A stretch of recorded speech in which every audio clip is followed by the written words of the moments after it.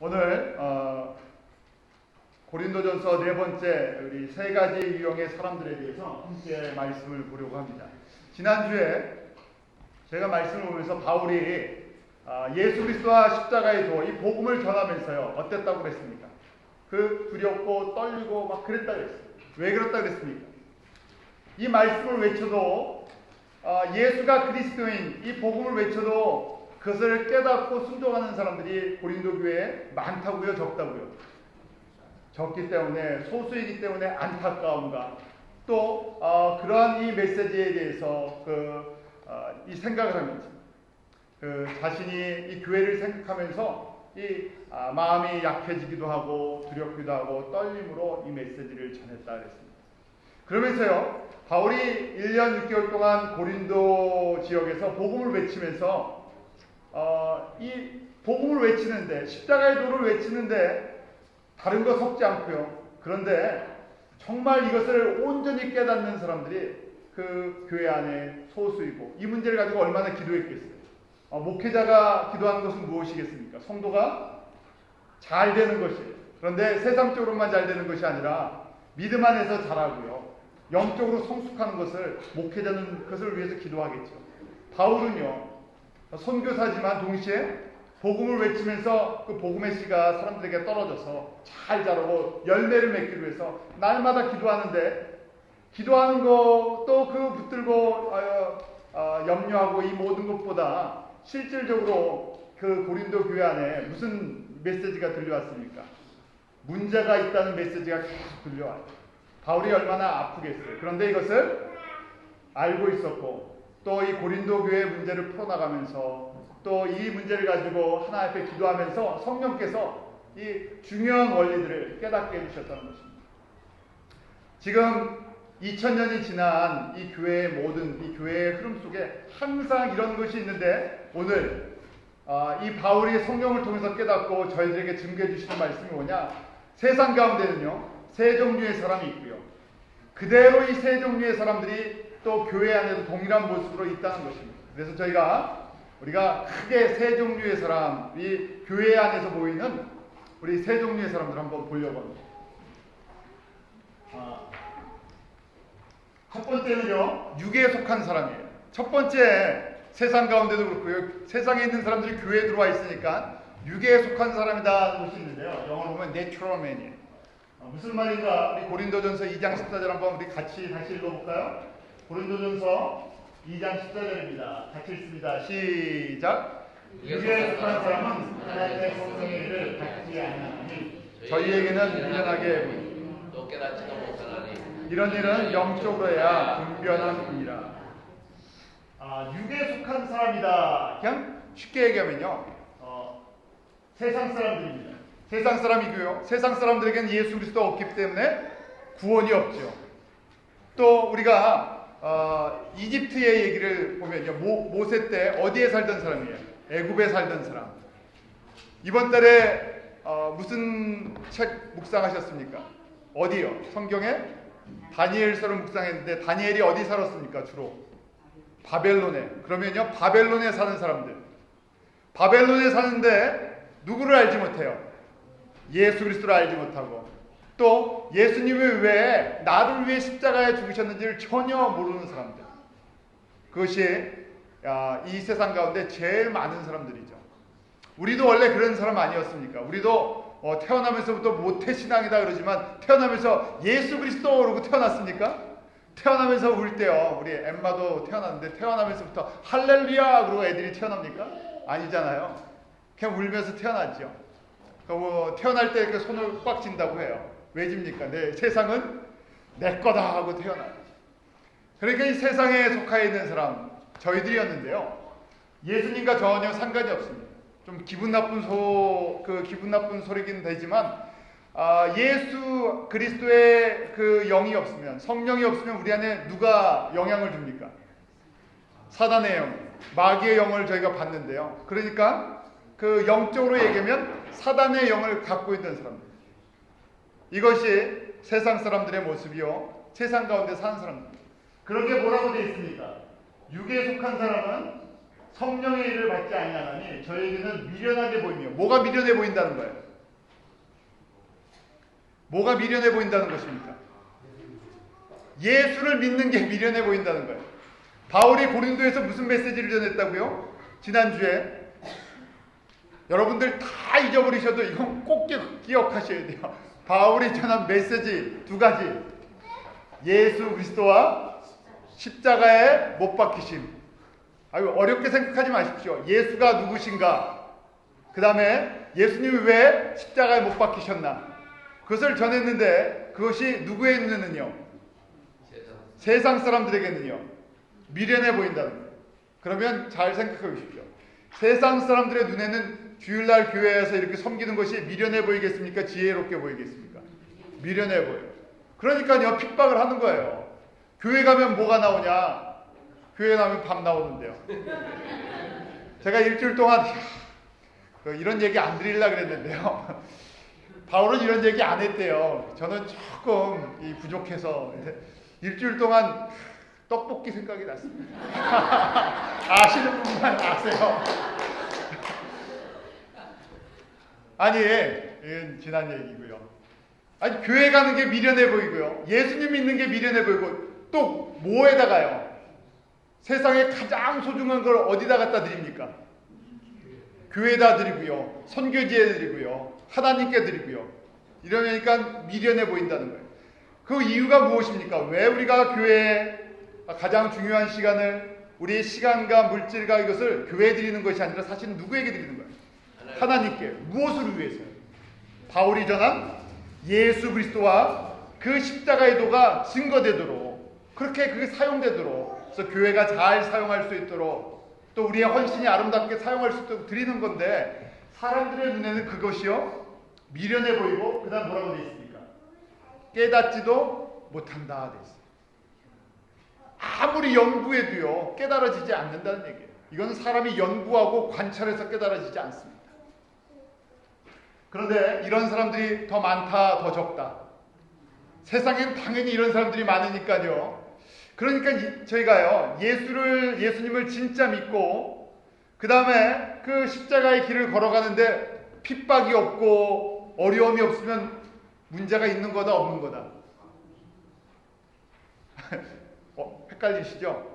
내가 예수님을 열심히 믿는데, 내가 주님을 위해서 열심히 헌신하는데 누가 나를 힘들게 하고요, 괴롭히고 핍박이 있다. 이것이 정상이다, 아니다? 정상이다. 그게 없는 게 이상한 거예요. 왜냐하면 내 주변에 믿지 않는 사람들이나, 그 다음에 예수님의 그 십자가의 복음을 알지 못하는 사람들이 보기에는 미련하고 깨닫지 못하는 일을 하니까요, 거꾸로 너 왜 그러냐 그러죠. 그러기에 저희가 100년 전에 처음 이 예수 그리스도의 복음이 한국 땅에 떨어졌을 때, 그때를 한번 생각해 보세요. 그때 예수님을 믿었던 저희 이제 할아버지 할머니 때 아니에요. 그때 예수님 믿는 사람들이 편하게 믿었습니까? 아니잖아요. 죽어가면서, 쫓겨나면서, 맞아가면서 믿었어요. 그런데 지금은요, 우리 미국도 그렇고 한국도 그렇고 뭐라고 합니까? 제발 주일날 교회 좀 가주세요, 와주세요. 그리고 다 편의를 제공했는데도 너무 편해서 어떻게 됩니까? 사람이 그러잖아요. 저 앉으면 어떻다고요? 눕고 싶으면 자고 싶고, 자는 것도 귀찮아져요 나중에는요. 사람들이 점점 편해져갖고, 이제 저희가 예수를 믿으면서 이 희생이다, 헌신이다, 주님을 위해서 산다, 이런 얘기를 하면요, 사람들이 다 어떻게 합니까? 힘들어하죠. 십자가를 따라가는 길은 우리 가운데 그런 희생이 따르는 길인데요, 십자가의 길을 그러니까 얘기할 수가 없어요. 십자가 길을 하면 사람들이 불편해하니까. 그것이 어디에 속한 사람들이라고요? 육에 속한 사람이요, 세상 사람들이요, 하나님의 나라를 알지 못하는데, 이러한 영향력이 세상에만 있는 것이 아니라 어디까지 들어왔어요? 교회까지 들어왔어요. 교회에도 저희가 멤버십은 있지만, 저희 멤버십은요, 이게 요새 멤버십이 너무 참 이게 문제가 있어요. 저희 큰 교회들은 뭐 새신자 교육 한다 그러는데, 작은 교회는 어떻습니까? 와주기만 하면 감사.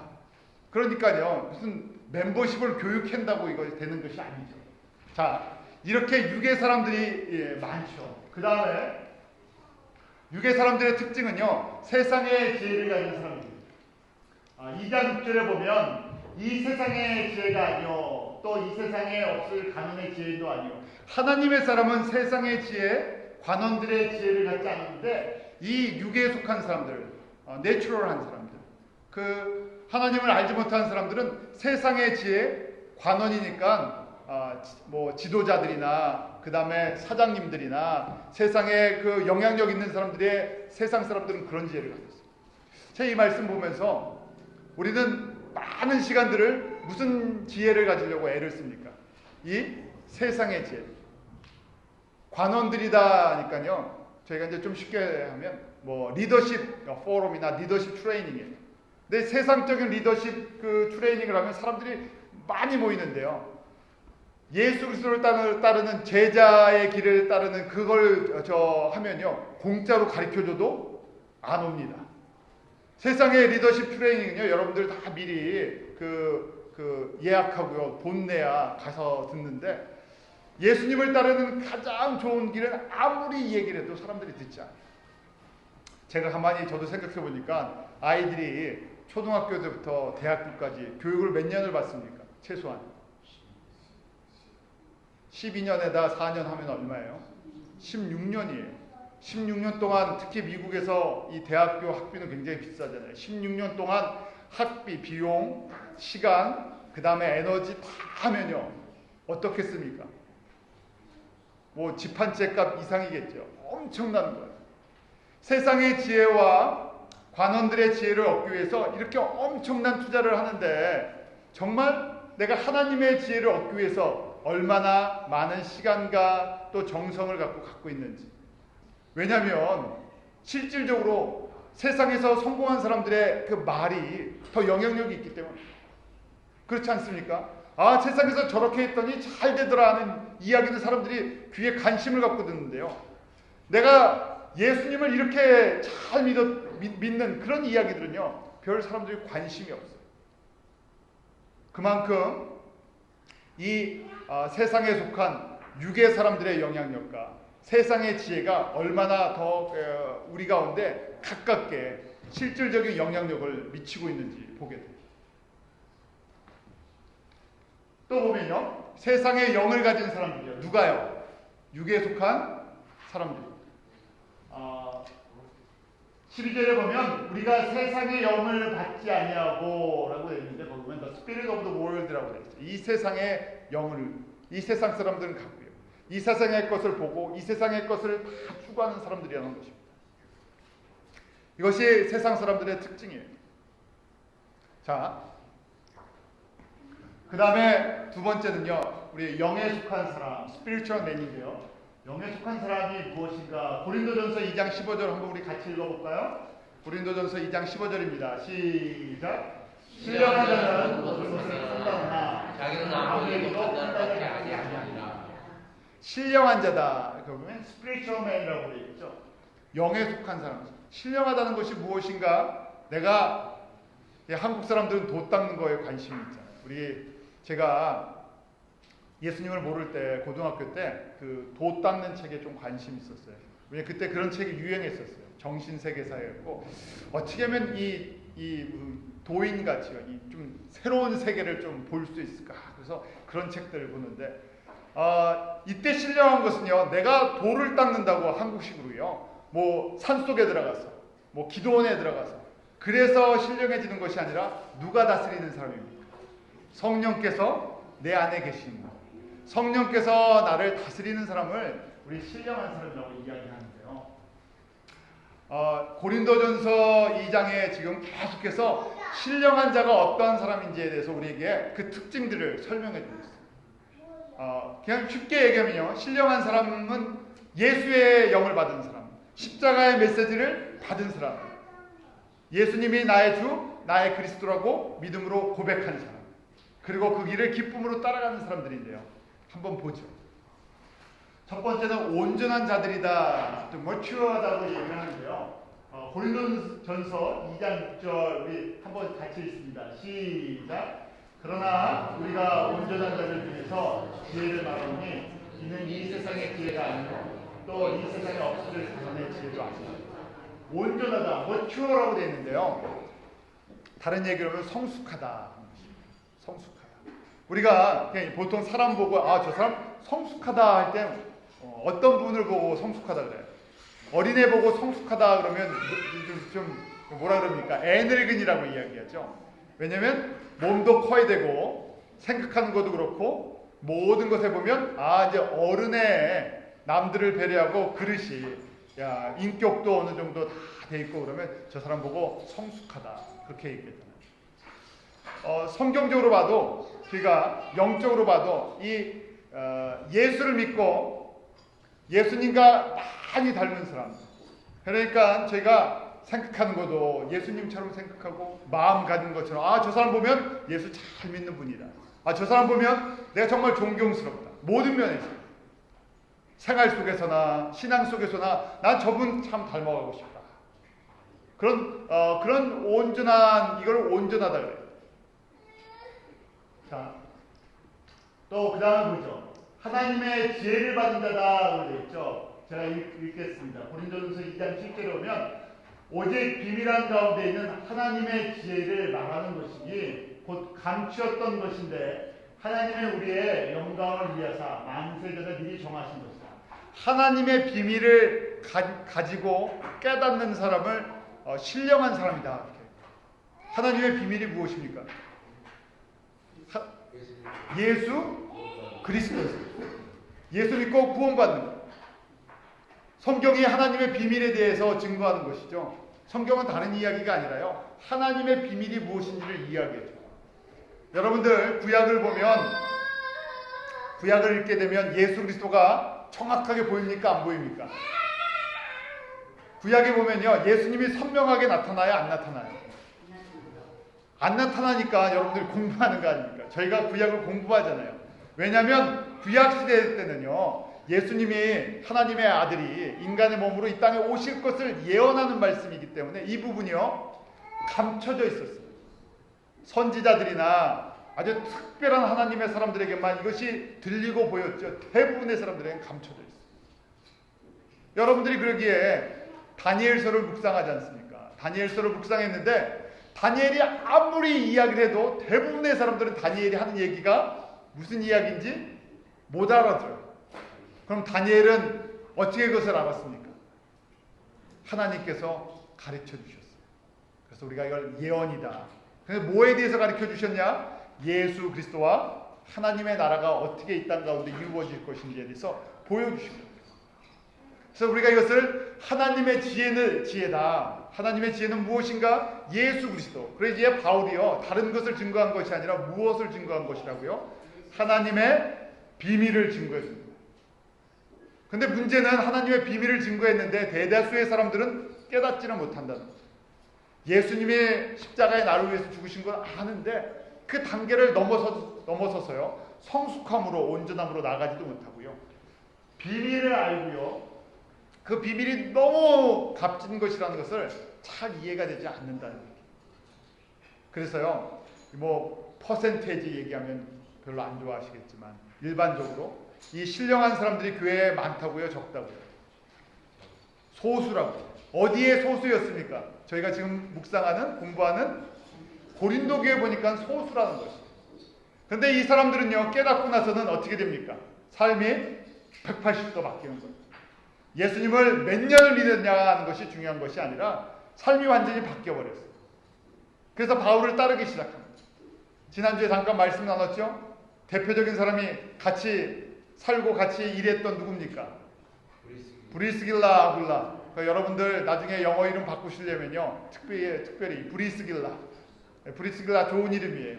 남편의 믿음보다 더 뛰어났던 가정을 이끌었던 여인이에요. 그래서 내가 정말 믿음의 어머니, 믿음의 아내가 되겠다 그러면요. 무슨 이름도 좋은 이름이라고요? 브리스길라. 글쎄 아굴라 집사님도 대단하시죠. 그 아내가 뛸 수 있도록 뒷바라지 해야 되는데 저 같으면 꼭 아굴라 브리스길라 이렇게 불러줄 텐데. 그래 하여간 성경은 브리스길라가 먼저 됐어요. 그들이 예수님을 알고 나서 이 하나님의 이 지혜를 갖고 나서는요. 하나님께 다 쏟아부었던 사람. 그런 사람들이 교회를 세워나가는 사람들이요. 그런 사람들이 성경에 이름이 기록되고 하나님이 기억하시는 사람들. 자, 그 비밀한 것이 무엇이라 그랬습니까? 우리가 영어로 보면 시크릿이 아니라 미스터리라고 했죠. 감춰져 있다는 것이. 세상 사람들은 안 보인다는 거예요. 똑같이 갖다 놔도 안 보인다는 거예요. 그러니까 십자가와 예수 그리스도를 아무리 이야기를 해줘도 하나님께서 깨닫게 해주시지 않으면, 아까 육에 속한 사람들이 십자가와 그리스도의 이 그리스도를 증거하면 뭐라고 했습니까? 미련하다 그랬죠. 자, 이 미련한 것이 무엇인가 보면요, 바울이 이것을 깨닫고요, 에베소 교회에다가도 다시 증거했어요. 그러기에 저희가 교회의 서신서들을 보면 모든 성도들이 똑같이 모든 교회들마다 같은 문제가 있는데 이 하나님의 지혜를 다 충분히 이해하지 못했다는 것입니다. 그래서 바울이 계속해서 서신서마다 강조를 합니다. 에베소서 3장 6절 우리 한번 같이 읽어볼까요? 시작. 이는 이방인들이 복음으로 말미암아 그리스도 예수 안에서 함께 후사가 되고 함께 지체가 되고 함께 약속에 참여하는 자가 되고. 이게 비밀이래요. 이게 무슨 비밀이라고요? 예수 그리스도가 그냥 예수 그리스도로 끝나는 것이 아니라 예수 그리스도의 십자가를 도를 전해주면 하나님의 자녀가 되고 하나님께 돌아오는데, 유대인만 그런 것이 아니라 보니까 복음을 전했더니 어떻게 된다고요? 누가 온다고요? 이방인들이, 저희같이 예수를 몰랐던 사람들, 하나님 나라에 전혀 상관이 없는 사람들, 예수의 옛자 이름도 모르고 수천 년을 살아왔던 우리 한국 사람이나 중국 사람이나 뭐 아시아에 있는 사람들이나 뭐 전 세계 사람들이잖아요. 그런 사람들이 함께 그리스도 예수 안에서 무엇이 되었다고요? 후사가 무엇입니까? 상속자예요. 여러분도 꼭 기억하십시오. 우리가 예수를 믿는 것은 그냥 예수 믿고 하나님의 자녀로 끝나는 것이 아니라 이게 지혜라는 거예요. 누구의 상속자가 된다고요? 예수님의, 하나님의 상속자가 되죠. 하나님의 기업을 여기가 이어받는 거예요. 그러니까 하나님을 아는 것이 너무나 기쁘죠. 왜냐하면 우리 아버지가 저를 불러갖고 이제 유언을 하시고 상속을 해준다는 거예요. 그동안 부모님이 얼만큼 뭘 갖고 계셨는지 관심이 없었는데 아버지가 유언을 남겨주고 내가 그동안 모아둔 게 얼마인지 아냐 하면서 하는데, 알면 알수록 이 통장이 끊임없이 나온다고 한번 생각해보세요. 저 아는 분이 계셨는데 한 통장을 한 10개 정도 갖고 계셨어요. 다른 식구가 얼마를 그분이 이렇게 이 은행에 세이빙을 해놨는지 알지 못합니다. 그런데 자식을 불러서 내가 그동안 통장 한 10개가 있는데 내 말을 잘 들을 때마다 하나마다 얼만큼 있는지 보여주고 너한테 상속자로 이렇게 도장을 찍어주겠다. 그러면 어떻겠습니까? 아버지가 부르지 않아도 밤마다 어떻게 하겠어요? 여러분들은 다 물질에 초월해서 자유함이 있으셔서 그래도 뭐 항상 섬기는 대로 섬기시겠지만 대부분의 사람들은 어떻겠습니까? 아버지가 통장을 올 때마다 보여준다고 생각합니다. 문안의사 밤마다 꼭 찾아뵙고 뭐 맛있는 거 원하시냐 이렇게 드리고, 그래 하나 보여주면요 엄청난 액수가 있으면요 그 다음에 어떻게 하겠습니까? 그 다음날 또 가는데 그냥 가지 않고요 아버님에 대한 대우가 완전히 바뀌겠죠. 왜 제가 이렇게 이야기하겠습니까? 저희는 세상 사람들이 이렇게 생각하기 때문에 그래요. 그런데 하나님의 지혜를 발견했는데 하나님 나라의 상속자가 된다고 생각해 보십시오. 그 하나님 앞에 나아갈 때마다, 하나님의 지혜를 발견할 때마다, 하나님의 비밀을 성경 속에서 발견할 때마다, 하나님의 이 풍성하신 그 나라를 발견할 때마다 어마어마하니까요. 어떻게 되겠습니까? 나중에는요 더 자주 나가야 되겠죠. 더 기쁨으로 나갈 때마다 기쁨이에요. 알 때마다 기쁨입니다. 그런데 이것이 세상의 것과 비교할 수 없다는 것이에요. 왜냐하면 세상의 것은요 한계가 있잖아요. 세상의 것은요 너무 많이 줘도 문제가 생기잖아요. 자, 후사가 되고 지체가 되고 한 몸이 되고요, 그 다음에 함께 약속에 참여하는 자다. 하나님의 모든 약속을 누리는 사람이 된다는 거예요. 그러기 때문에 저희가 하나님의 언약이 무엇인지를 더 알고 싶어지는 겁니다. 아브라함에게 하나님이 언약하신 것이 무엇인가? 하나님이 이삭에게, 야곱에게, 또 우리 성도들에게 그리스도 안에서 성령을 통해서 도장을 찍어주셨는데, 도장 찍어준 그 약속의 내용이 무엇이냐는 거예요. 그럴 때 우리가 어떻게 됩니까? 우리가 하나님 앞에 이 하나님의 지혜로 말미암아, 하나님 내게 이런 지혜를 주셨는데, 내가 이걸 알았는데 기꺼이 주님을 위해서 살겠습니다. 억지로 바뀌는 것이 아닙니다. 자, 그 다음 보니까요, 뭐라고 되어 있습니까? 신령한 사람은 하나님을 사랑합니다. 하나님이 주신 복 중에서 가장 큰 복이 무엇입니까? 가장 소중한 것입니다. 여러분들, 여태까지 또 갑자기 제가 물질 얘기하니까 또 이쪽으로 자, 하나님이 우리에게 주신 가장 값진 것이 무엇입니까? 예수 그리스도예요. 쉽지요? 성경 퀴즈 하면요, 웬만한 답은 다 예수 그리스도가 정답이에요. 우리 인생의 모든 문제의 답은 어디에 있다고요? 예수 그리스도. 이게 정답인데 자꾸만 딴 답을 이야기하려고 그래서, 딴 답을 이야기하는 것은 무슨 영향을 받아서? 세상에 영향을 받아서. 성경의 답은, 그리스도인의 답은 그냥 예수 그리스도십니다. 자, 선물이, 가장 큰 선물이 뭐라고요? 예수 그리스도. 고린도전서 2장 9절에 보면, 기록된 바 하나님이 자기를 사랑하는 자들을 위하여 예비하신 모든 것은 눈으로 보지 못하고 귀로도 듣지 못하고 사람의 마음으로도 생각지 못하였다함과 같으니라. 사람들이 눈으로, 귀로, 마음으로 생각지도 보지도 알지도 못하는 것이었는데, 그것이 무엇인가? 하나님이 무슨 몸으로요? 우리와 똑같은 인간의 몸으로 오셔서 나의 죄, 나의 허물을 위해서 십자가에서 죽어주시는 이 십자가의 사건이 가장 귀한 선물인데, 사람들이 이것을 말해줘도 보아도 깨닫지 못합니다. 누가 보았습니까? 예수님이 십자가에 죽는 것을 누가 보았어요? 예수님을 십자가에 못 박아 죽이던 사람들, 예수님을 고소했던 사람들, 당대에 그 유대인들이 다 목격자들인데요, 예수님을 믿지 않았죠. 미련해 보이는 것이. 그런데 이것이 가장 귀한 선물이라서요, 선물을 받으면 저희가 어떻게 합니까? 선물을 받으면요, 참 미국엔 좋은 풍습이 있는 것 같아요. 무슨 결혼식이나 장례식이나 선물을 받으면 다음에 뭘 해줍니까? 땡큐 카드를 리스트밴드에서 보내주죠. 내가 무슨 결혼식에 이렇게 참석하면요, 반대로 내 결혼식에 아니면 내 무슨 장례식에 와주셔서 나에게 이런 선물을 주셔서 감사합니다 하고 꼭 보내죠. 작은 거를 해도 꼭 보내주잖아요. 사랑의 이 반응이 있어요. 마찬가지예요. 우리가 이 십자가를 알고 예수님의, 이 하나님의 사랑을 알면 어떻게 됩니까? 반응하게 되겠죠. 반응하는 것이 무엇인가? 사랑하는 것을 느끼면 어떻게 됩니까? 내가 사랑을 받았으면요, 사랑을 갚죠. 그래서 내가 여기 보면요, 신령한 사람의 특징은 무엇인가? 다른 말로 보면 하나님이 자기를 사랑하는 자, 하나님을 사랑하는 사람. 사랑이라는 것은 여러분들에게 많은 생각을 해주게 됩니다. 사랑하면요, 아프지 않죠. 사랑하면요, 아깝지 않습니다. 어렵게 생각하지 마세요. 하나님의 사랑이 얼마나 큰지 그걸 십자가를 통해서 보기 시작하면요, 하나님 나라를 위해서, 예수 그리스도를 위해서 따라가는 것은요, 더 이상 희생도 아니고요, 아픔도 아니고요, 어려움도 아니라 사랑에 대한 거예요. 그러기에 신령한 자, 성숙한 사람, 하나님의 지혜를 가진 사람은 뭘 잘하는 사람이라고요? 하나님을 사랑하는 것이에요.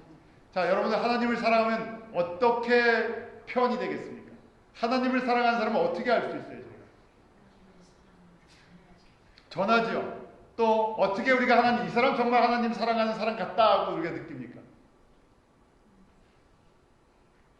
어렵게 생각하지 마세요. 주일만 생각해 보십시오. 하나님을 사랑하는 사람은 주일을 기쁨으로 예비하고 오죠. 어렵게 생각하지 마세요. 하나님을 사랑하는 게 식으면 어떻게 됩니까? 저희는요, 마음이 어떻습니까? 사람의 마음은요, 간사하다. 우리 마음은 어떤가 한번 그냥 솔직하게 얘기해 보세요. 우리 마음은 변해요. 그래서 사람의 마음, 여자의 마음만 안 그래요. 여자의 마음이 어떻다고? 여자의 마음이 훨씬 요새는 좋더라고요. 남자의 마음이 더 갈대같이 왔다 갔다 하는데 사람의 마음은 왔다 갔다 해요. 그렇잖아요. 오늘은 좋았다, 내일은 좀 그렇다. 그렇기 때문에 저희가 하나님을 사랑하면요, 하나님을 사랑의 열정이 있으면 어떻게 됩니까? 사랑하면 끝까지 사랑한다. 사랑하면 보고 싶습니다. 우리 어렵게 생각하지 마시고 쉽게 생각하세요. 사랑하면 보고 싶다. 사랑하면 그 다음에 만나고 싶다. 만나지 못하면 아유, 왜 이렇게 어렵게, 연애들을 안 해보신 것 같아요. 만나지 못하면 요새는 뭐 합니까? 옛날에는 집 전화하느라고 전화를 잘 못했잖아요. 제가 데이트할 때는 저희 어머님은 전화 요금까지 다 계산해서 모시는 분이셨어요. 그 집 전화 요금이 10,000원이 넘으면요, 난리가 납니다. 제 아내한테 좀 데이트할 때니까 전화를 하고 싶은데 시간 계산을 해야 돼요. 저희 어머님이 뭐라 그러시니까 처음에는 얘기를 안 하잖아요. 처음에 데이트할 때. 근데 아셔도 전화를 너무 오래 하면 너는 맨날 뭐만 한다고요. 전화만 하니. 그러니까 제가 어떻게 했겠습니까? 전화 가고 싶으면. 그렇죠. 공중전화 카드 사갖고 나가서 공중전화로 해야 돼요. 집에서 너무 오래 하면 나중에 저희 어머니한테 야단을 맞으니까. 왜요? 자주 못 만나서요? 아니요. 거의 매일 만나다시피 하는데. 저만 그런 거 아니잖아요.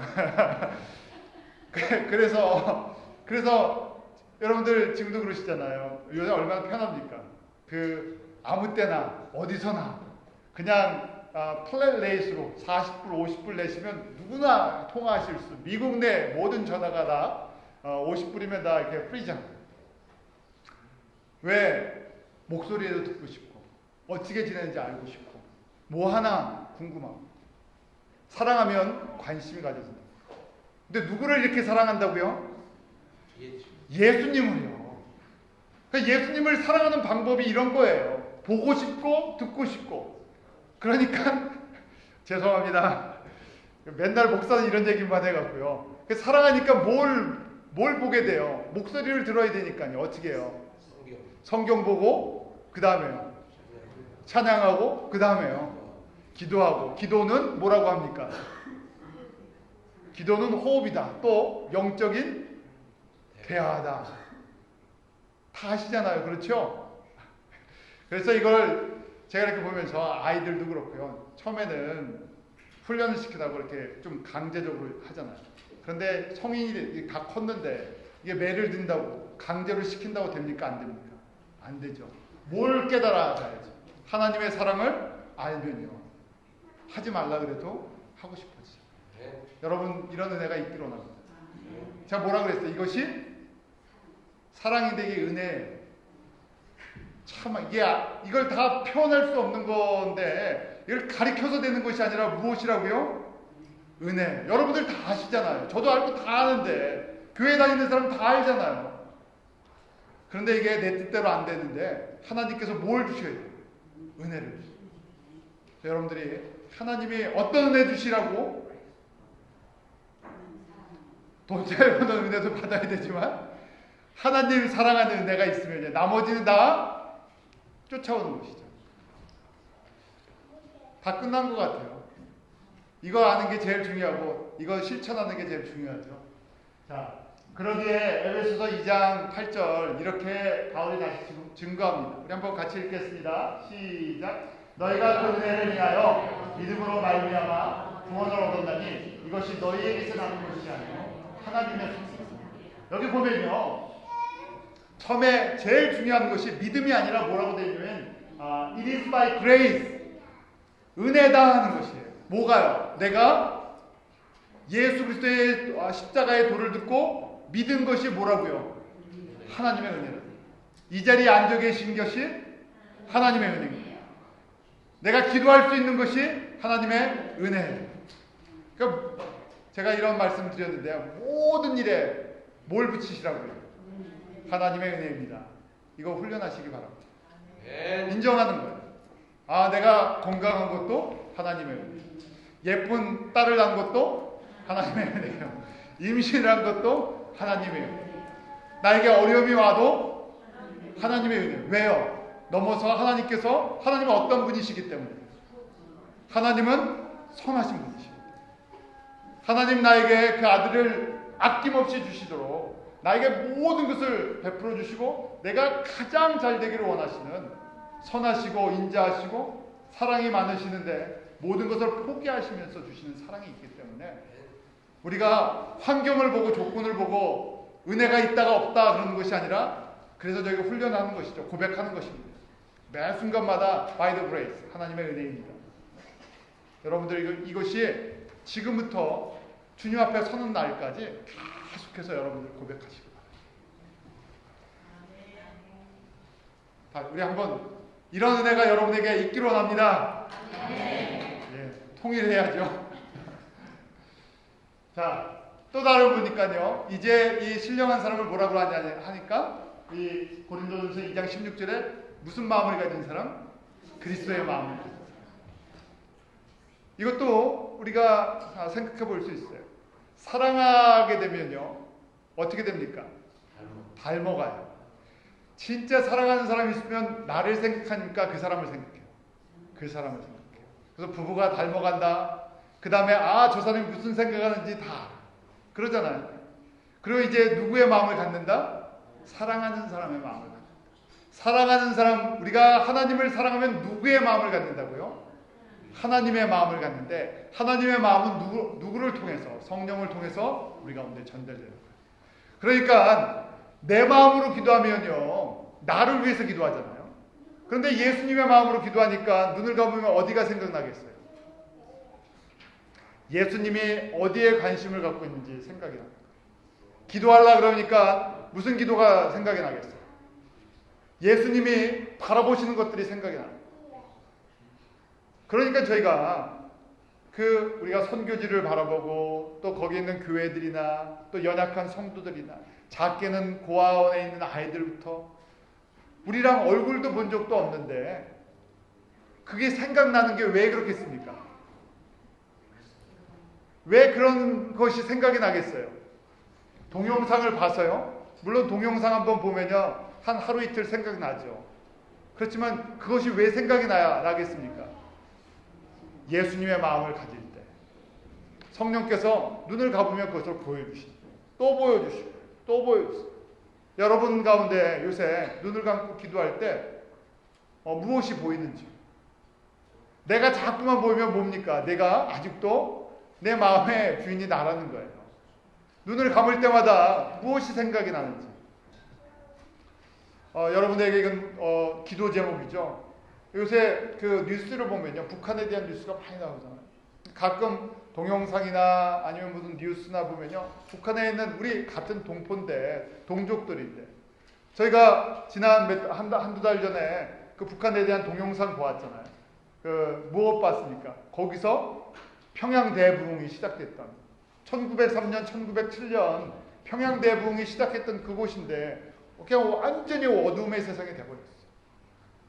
육신적으로는 다 굶어 죽어가고. 여러분들에게 예수님이 거기를 어떻게 보실까? 우리 민족을 어떻게 보실까?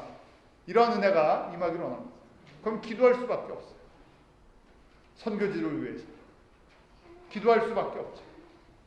누구의 마음을 가졌기 때문에요? 그리스도의 마음. 자, 다시 한번 돌아갑니다. 그리스도의 마음을 가진 자, 또 어떤 사람이라고요? 하나님을 사랑하는 사람. 또 어떤 사람이라고요? 하나님의 지혜를 가진 사람. 또 어떤 사람이라고? 이런 사람이 온전한 자다. 그래서 이걸 통틀어서 이런 사람을 신령한 사람이다. 영에 속한 사람입니다. 그런데 이런 사람이 교회에 적습니까? 많습니까? 소수예요. 2000년의 교회 역사에서 이런 사람이 소수인데 참 감사한 것은 저희 교회는 많습니까? 적습니까? 은혜로 많습니다. 그렇게 고백해야 돼요. 내가 이런 사람 되기를 원합니다. 이 사모함이 있으시기 바랍니다. 그냥 원한다고 저절로 되는 것도 아니지만요. 사모함이 있으시기 바랍니다. 알았으니까요. 사모해야 될 거 아니에요. 자, 그런데 교회에 육신에 속한 사람들이 더 많다는 거예요. 이제 육신에 속한 사람은 worldly Christian, spiritual but worldly라는 얘기인데요. 법적으로는요, 신부는 예수 그리스도의 자녀가 된 사람, 예수님을 믿었는데 뭐가 안 바뀌었다고요? 생각이 안 바뀌고요, 가치관이 안 바뀌고요, 지혜가 안 바뀌고요, 인생관이 안 바뀌고요, 예수를 나의 주로 고백했는데 따라가지는 않는다는 얘기입니다. 고린도전서 3장 1절입니다. 우리 같이 읽습니다. 시작. 형제들아, 제가 신령한 자들을 대한 것 같이 너에게 말할 수 없어서 육신에 속한 자, 곧 그리스도 안에서 어린아이를 대한 것 같이 한 거다. 육신에 속한 자라고 되어 있는데 뭐라고 되어 있습니까? 곧 그리스도 안에서 어떤 사람들이라고요? 어린아이. 그러니까 육신에 속한 사람은 구원이 있습니까? 없습니까? 그리스도 안에 속한 어린아이니까요. 어린아이가 생명이 있는 거예요? 없는 거예요? 생명이 있죠. 그런데 어린아이는 절대로 누구를 배려하지 않습니까? 엄마를 배려하지 않습니다. 그러니까요, 예수를 믿었는데요, 이런 사람들이 어디에 많았다고요? 오늘 말씀을 보니까 고린도 교회. 그러니까 문제가 많다는 거예요. 요새는 아이들 뭐 많이 낳아야 셋까지 나는데 옛날에 아이들 많이 낳았잖아요. 아이들 한 5명이라고 생각해 보십시오. 여러분들 한번 상상해 보세요. 내 애가 연년생으로 5명이 쫙 있다고 한번 생각해 보세요. 어떻습니까? 정신이 없겠죠. 정신이 없는 게 아니라 집이 어떻게 되겠어요? 난장판이 될 것 같아요. 저 애들 둘만 있는데도 둘이 그냥 이렇게 옷 벗어놓고 그러면 어떻게 됩니까? 그냥 방이 순식간에 어질러지는데요. 5명이 그냥 벗어놓고 쌓아놓고 먹고 안 치우고 그러면 어떻게 되겠습니까? 금세 쓰레기통 되겠죠. 여러분들이요, 교회를 보면 교회가 문제가 많다 그러면 무슨 얘기입니까?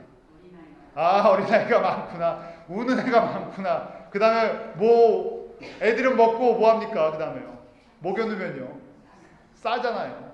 그냥 싸고 돌아다니잖아요. 그러니까 교회가 복잡하구나. 이상한 게 아니라 교회가 복잡하면 뭐라고요? 정상인데 뭐가 많다고? 어린아이. 그래서 이 육신에 속한, 보면 mere infants in Christ, 예수 안에서 어린아이다 하는 거예요. 고린도 교회 보니까 분쟁도 있고 이 싸우는 거 보니까 어린아이다 하는 것이. 우리가 이것을 구약시대에 보면 광야의 그리스도인이라고 이야기합니다. 한번 여러분들 이 출애굽 당시에 이 그림을 보면서 이해하시기 바랍니다. 첫 번째, 우리가 이스라엘 사람들이 어디에서 살았습니까? 애굽에서 살았죠. 여기 애굽에서 사는 사람들을 뭐라고 부릅니까? 세상 사람들이라고 합니다. 세상 사람. 그 다음에 광야로 넘어갔어요. 그러고 나서요, 다시 가나안으로 넘어갔어요. 광야로 넘어갈 때 홍해를 건너는 사건인데, 홍해를 건너는 사건이 무슨 사건이라고 해요? 세례받는 사건. 어디에 참여하는 사건? 예수님의 십자가에 참여해야죠. 애굽에서 광야로 가기 위해서는 뭘 지나야 됩니까? 유월절 어린 양의 피로써 구원을 받아야 됩니다. 그러니까 광야에 넘어간 사람들은 다 예수 안에서 구원받은 사람들이에요. 광야에서 가나안 넘어갈 때는요, 요단강을 건너갔죠. 자, 한번 보죠. 애굽에 산 사람들은 세상 사람들인데, 오늘 우리가 배운 말씀에 보면요, 무슨 사람들이라고요? 육의 사람, 내추럴 맨이랍니다. 그 다음에 광야에 사는 사람들은요, 육신에 속한 사람, 월드리 크리스천인데, 여러분들 광야 하면 우리 이스라엘 사람들 설명 안 해도 어떻게 살았는지 알잖아요. 광야 하면 은혜 받고 어떻게 됩니까? 돌아서면 불평해요. 은혜 받고 돌아서면 불평하죠. 은혜 받고 돌아서면 불평하죠. 40년 동안 제자리를 뱅뱅뱅뱅 돌았어요. 약속의 땅에 들어가지 못했다. 약속의 땅에 들어가지 못했다 해서 구원을 못 받았다는 것이 아니라 뭐가 없었다는 거예요. 땅을 상속받지 못했다니까요. 아까 상속받을 게 없다는 거예요. 자, 신령한 자는 스피리추얼맨이다. 가나안에 가서 약속을 받은 사람들이에요. 저희가 한번 말씀을 정리하죠. 하나님의 지혜를 가진 사람을 마태복음 13장에 보면 예수님께서 씨 뿌리는 비유를 통해 말씀해 주셨어요. 이걸 보면 여러분들이 더 클리어하게 선명해집니다. 예수님께서 제자들에게 교회에 보면 이렇게 4종류의 사람이 있을 거라는 거예요. 예수 그리스도와 십자가의 도를 전해주면요, 네 종류의 반응이 있다는 것이죠. 첫 번째는 무엇입니까? 길가에 뿌려진 거예요. 길가에 뿌려졌다는 것이 뭐예요? 복음을 들으면 길가에 뿌려졌으니까요. 어느 길가요? 사람마다 약간 다르겠지만 어떤 사람은 길이라도 조금 좀 진흙 같은 데도 있겠죠. 어떤 사람은 그냥 길인데 무슨 길이에요? 콘크리트 아스팔트예요. 아스팔트를 뚫고 들어가겠습니까? 씨가요? 웬만해서 안 들어갑니다. 그러니까 말씀을 듣는데 어떻게 돼요? 들으면 바닥이 얼마나 단단한데다 튕겨져 나와. 그래서 교회는 오는데 말씀은 듣는데 아무런 은혜가 없어요. 자, 두 번째는요. 뭐냐면 돌밭에 뿌리는 사람들. 돌밭이니까 조금이라도 자라긴 하겠죠. 그래서 뭐라고 표현이 되어 있냐면 돌밭에 뿌려졌던 사람을 보면요. 말씀을 듣고 즉시 기쁨으로 왔대. 그 속에 뿌리가 없어 잠시 견디다가 말씀을 인하여 환난이나 핍박이 일어날 때는 넘어지는 자다. 말씀을 듣을 때 어떤 말씀이 목사님 말씀이 그날은 들려요. 그럼 어떻게 합니까? 맞습니다 그랬는데 조금만 어려우면 어떻게 된다고요? 낙심되고요. 내가 이제 말씀 공부를 하나만 하고 내가 이제 뭐 하나만 하고요. 금세 마음이 바뀐다는 거예요. 그런데 이것이 뭐냐면 말씀이 내려서 뿌리가 내려야 견딜 힘이 생기잖아요. 가물 때도 있고 햇빛이 쨍쨍 내릴 때가 있는데 견딜 힘이 없다는 거예요. 파워레스인데 우리에게 힘을 주시는 것은 말씀과 성령의 힘인데 이게 소화가 제대로 되질 않으니까 그냥 금세 쓰러진다는 거예요. 또 세 번째 뭐냐면 가시떨기에 뿌리운 자입니다. 가시떨기에 뿌렸다는 것은 말씀을 듣는다는 세상의 염려, 재리의 유혹에 말씀을 맡겨 결실치 못하는 것입니다. 뿌리도 내리고요. 그 다음 자라기도 해요. 근데 결정적으로 뭐가 없다고요? 열매가 없다는 거예요. 열매가 맺을만 하면 어떻게 됩니까? 꼭 열매를 맺을만 하면 뭐가 찾아와요? 여기 보니까요. 세상의 염려가 찾아와요. 내가 은혜를 좀 오래 간직하려고 그러니까 뭐가 찾아온다고요? 세상의 염려. 그 다음에 또 뭐가 꼭 시험 들어요? 재리의 유혹. 우리 신앙생활 하다 보면 뭐에 시험 든다? 물질에 시험 든다 그러잖아요. 물질의 시험. 그래서요. 열매를 맺어야 되는데 열매를 잘 맺지 못한다는 거예요. 마지막으로요. 저희가 잘 아는 것처럼 어느 땅이에요? 좋은 땅이에요. 그래서 결과는 30배, 100배, 60배, 30배 열매를 맺습니다. 저는 이 말씀 보면서 이 말씀을 드린 이유가 태어나면서부터 좋은 땅인 사람이 있겠습니까? 저희가 복음을 들을 때 물론 하나님의 은혜로 땅이 좋은 사람이 있겠죠. 그것도 하나님의 은혜예요. 하나님께서 땅을 갖다가 다 다르게 했지만 그런데 복음의 씨는요 좋은 땅에만 뿌려집니까? 아니죠. 모든 땅에 다 뿌려져요. 저희가 이 말씀을 들으면서 내가 예수 그리스도와 십자가의 이 메시지를 들었는데 내가 하나님의 지혜를 들었는데 그런데도 내가 이 생각이 세상에 가 있고 세상의 염려, 세상의 방법으로 살고 있으면 뭐가 내리질 않는다고요? 뿌리가 내리고 자라고 열매가 맺지 않아요. 그래서 이 말씀을 듣고요. 그냥 오늘 설교 들었구나 하고 버리면요. 어떻게 되는 겁니까? 돌밭이 됐든 그 다음에 길가에 뿌려집니다. 내가 지금은 이 돌밭 같은데 내가 작년에는 콘크리트 바닥이었는데 올해는 무슨 바닥이라고요? 이 말씀을 드리니까 진흙바로 콘크리트가 깨졌구나. 그러면 뭐라고요? 감사합니다. 내가 더 내 마음을 하나님 더 좀 이렇게 뒤집어 주세요. 말씀이 들으면서 갈등이 생기는 게 정상이라는 거예요. 그렇구나. 두 사이에 갈등을 하잖아요. 바울도 갈등을 했어요. 바울은 어떤 사람 같아요?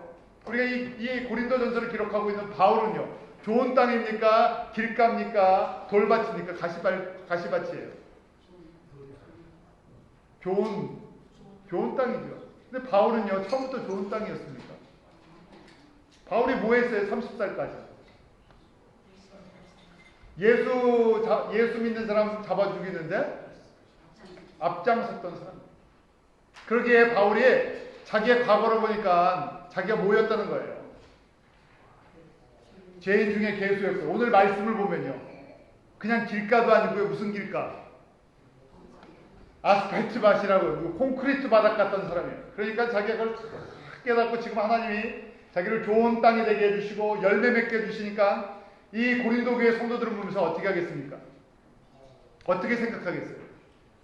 불쌍하게 생각하고 기도해주고 권면해주고 편지 보내주고.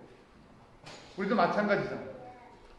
내가 언제 깨어질지 모르지만 하나님 앞에 이 말씀을 들을 때마다 내 깨어지는 마음, 주님, 내 마음이 돌짝 같군요. 내 안에 가시들이 있군요. 내 마음이 단단해지는 부분이 있군요. 그걸 깨닫는 것이 은혜요. 그것을 고백할 때 누가 만져주실 수 있어요? 내 돌짝 같은, 내 가시밭, 내 길가 같은 이 마음을 누가 만지실 수 있으세요? 예수님만요. 예수님만이 나의 치료자시고요. 예수님만이 나의 회복자세요. 그러니까 예수님 더 바라보게 되고 예수님 더 이걸 겪을 때마다 예수님 사랑합니다 고백할 수 있는 그런 은혜가 임하는 것입니다. 여러분에게 우리가 나중에 다 좋은 밭 돼서 우리 기쁜 우리 교회 성도들은 들어올 때는 길가가 됐던 돌밭이 됐던 가시밭이 됐던 들어오면 뭐가 된다? 옥토가 되는 은혜가 임하기를 원합니다. 기도하겠습니다. 하나님 아버지, 저희들이 무엇이 간데 예수 그리스도의 그 십자가의 복음을 듣게 하시고 주님을 사랑합니다 고백하며 주님을 따라갈 수 있는 이 놀라운 은혜를 베풀어 주심을 감사합니다. 하나님을 아는 것도 하나님의 은혜요. 믿음으로 고백하는 것도 하나님의 은혜요. 나의 연약함과 나의 부족함과 나의 어리석음을 깨닫는 것도 하나님의 은혜입니다. 낮아지게 하시고 겸손하게 하시고 하나님을 인정하게 하시고 이 십자가의 복음, 이 십자가의 길이 저에게 기쁨이 되게 해주셔서 믿음으로 순종하며 따라가는 저희들 가운데 성령의 역사하심이 있게 하시고 은혜가 넘쳐나게 하시고 성령의 열매 맺게 하시고 저희를 통해서 그리스도의 풍성한 생명의 열매가 맺혀 하나님 앞에 영광 돌리기 원합니다. 우리 사랑하는 성도들 100배, 60배, 30배 우리가 받은 복음의 열매를 맺는 그런 귀한 은혜로 인해서 우리의 온 성도들을 통해 형통의 은혜가, 이 축복의 은혜가 흐르게 하여 주시옵소서. 감사하며 예수님 이름으로 기도합니다.